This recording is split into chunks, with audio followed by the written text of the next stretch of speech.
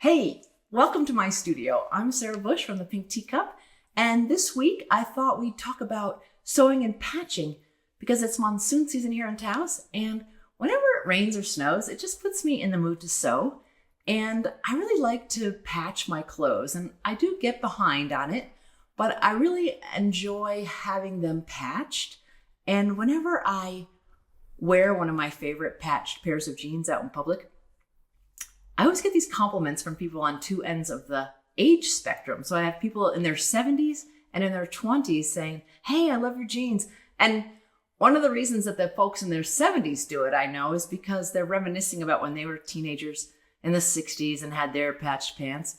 And, people in their 20s just really love patched clothes because they always are the most enthusiastic complimenters I get.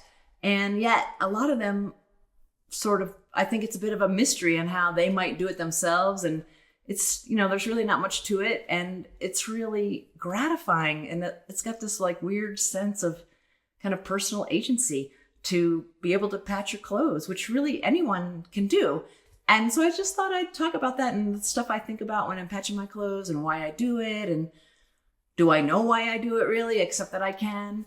But even that I think is kind of important and gets lost today when people make or do or mend very few things. We live in a throwaway culture, and often it feels cheaper to buy something new than to fix something, or manufacturers make it cheaper to do that.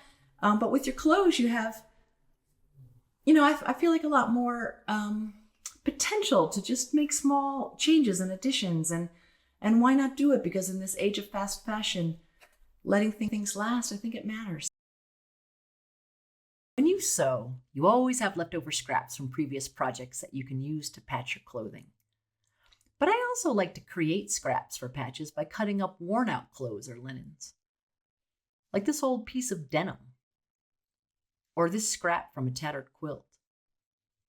And these faded blue scraps were from a favorite shirt of my husband's that finally fell apart. And I do usually use my machine to sew patches, but when you're repairing a finished garment, that's not always possible because of its size or shape. And so hand sewing is actually often the better choice. I feel like people who don't sew think of hand sewing as a slog or somehow inferior to machine sewing, but they both have their place. These work jeans, for instance, are a mixture of hand sewn and machine sewn patches. And patching them has always been about utility rather than beauty. And some of the patches have definitely worked out better than others. But the more I patch them, the more emotionally attached I become to them. Still, it's a bit of a free for all. Sometimes I take the time to fold over the edges of my patches, and sometimes I let them fray. Sometimes I use iron on interfacing to strengthen the patch, sometimes I don't. Sometimes I have a good reason for these decisions, sometimes I'm just being lazy. These jeans, especially, are a constant work in progress because I pretty much have to patch them almost every time I wash them. And it's getting pretty tricky because now I'm often patching patches.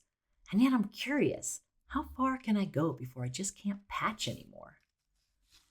Here, I'm replacing a back pocket because I tried mending the original a few times, but it kept falling apart. I finally accepted that I had to remove what was left of the original pocket and just make a new one. I used this scrap of heavy-duty linen. It felt perfect for the pocket because it's so thick, and the mottled indigo surface goes really well with the jeans.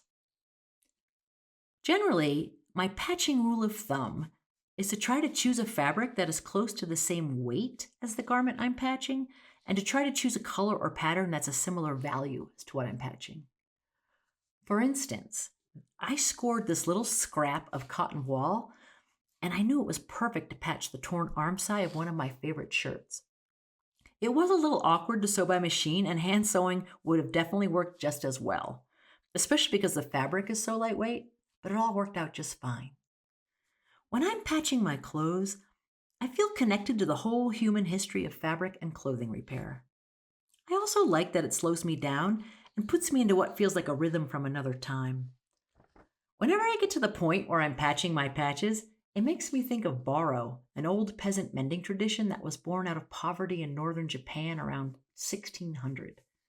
Here's one of my Pinterest boards dedicated to baro. I think these fabrics are so beautiful. People generally refer to the stitching part as sashiko and boro as the repaired fabric itself, which is usually a mixture of patches and the intense repetitive stitching that is sashiko. These antique garments were literally so stitched and patched that it's often difficult to see any aspect of the original garment underneath. And the straightforward shapes of traditional Japanese garments definitely lent themselves to this kind of constant repair, much more so, I think, than do contemporary Western style garments. And over time, the long utilitarian rows of sashiko stitches that were kind of the hallmark of boro, they became more decorative and expressive, and now you can see a lot of contemporary books and sites about slow mending that are really explorations of sashiko stitching. I especially love seeing the real deal antique boro textiles, but I also do love how boro and sashiko have inspired a lot of upcycled contemporary garments and artworks like these. Lately I've been thinking a lot about how examples of antique and ancient everyday clothing and linens are really pretty rare.